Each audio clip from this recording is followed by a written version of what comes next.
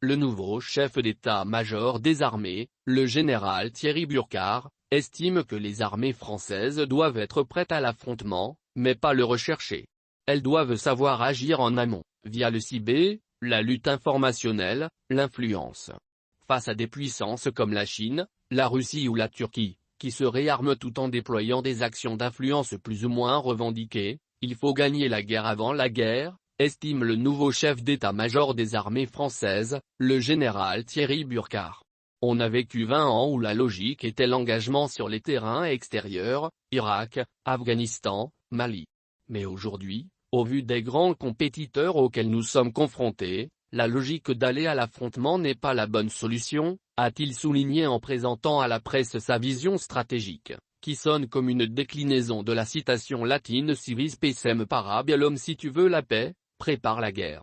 Les armées doivent être taillées pour jouer dès le temps de la compétition, être crédibles pour ne pas se faire imposer la volonté des autres, être prêtes à l'affrontement mais sans le rechercher, insiste-t-il.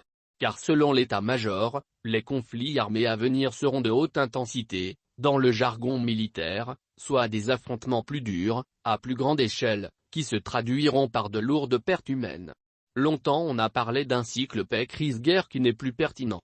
Aujourd'hui, les phases de paix sont devenues des phases de compétition permanente dans les champs diplomatiques, économiques, culturels, militaires, industriels. Les grands acteurs cherchent à imposer leur volonté, développe le général Burkhart. Wagner dans le viseur Paris en fait l'expérience au Mali, où les Russes sont soupçonnés de vouloir s'inviter alors que les militaires français y combattent les djihadistes depuis 8 ans. La junte malienne envisage de recourir au service des paramilitaires de la sulfureuse société Wagner.